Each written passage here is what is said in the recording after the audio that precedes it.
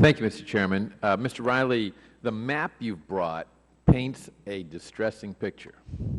It suggests that drug trafficking organizations, especially the Sinaloa cartel, have infiltrated our nation to a pretty frightening degree and have partnered with street gangs in this country to peddle their drugs. In many ways, this is a national security issue. What's the DEA doing to address that particular problem? Thank you, sir. That is my primary biggest concern, having seen this change. And this map that you're looking at would have been vastly different just 5 years ago. The role of heroin, the toxic business relationship that's evolved in virtually every corner of this country between urban street gangs and Mexican cartels is frightening to me, and it's what keeps me up at night.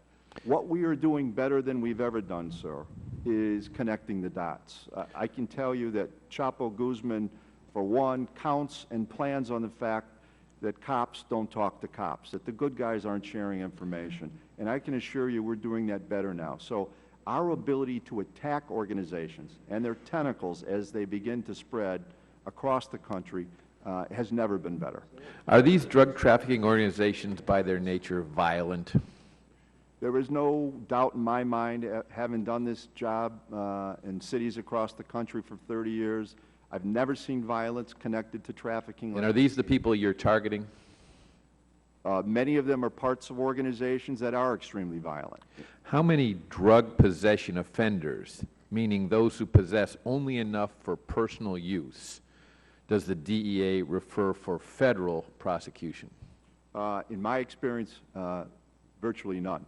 Our goal is to attack the highest levels possible so that we can really hurt the organization from start to finish. With our limited resources, sir, that is the most effective way for us to make a difference across the country. Now let me turn to Ms. Parr and Ms. Pacheco and ask a similar question. Ms. Parr, is violence regularly associated with drug trafficking and distribution? Chair, yes, I would definitely agree with that statement. We have seen in Chesapeake, which is a very safe community, we have our shootings are mainly between gangs who are fighting over turf as to where they're going to sell their drugs. What kind of violence do you see associated with heroin use and distribution? With heroin use? And distribution. With the heroin use, the violence is not so much as more the property crimes for heroin users because they're stealing to support their habits. We've seen an increase in prostitution in Chesapeake because that is the way some women are making their money to support their habits.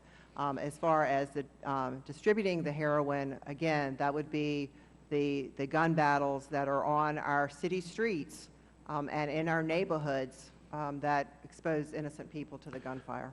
Does it extend into gang violence over turf? Yes. Sales territories, if you will? Yes, we have gangs in Chesapeake, in all areas of Chesapeake. We have over 300 square miles, and there's a lot of turf to fight over, and when they see an opening, they're going to go there. And is there a nexus between heroin trafficking and other criminal acts by these drug organizations or gangs? Yes, sir. Whenever you have the trafficking, the drug trafficking, then you're also going to see an increase in the prostitution that's coming into the area, and also robberies. I mean, we have gang members robbing other gang members, drug dealers robbing and shooting other gang members. Thank you. Ms. Pacheco, you want to respond to the same? Is violence regularly associated with drug trafficking and distribution?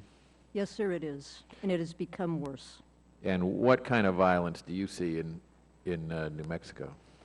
There's been many shootings. We've had a few executions as a result over trafficking. Do you have the same problem with the nexus between gangs and the drug organizations?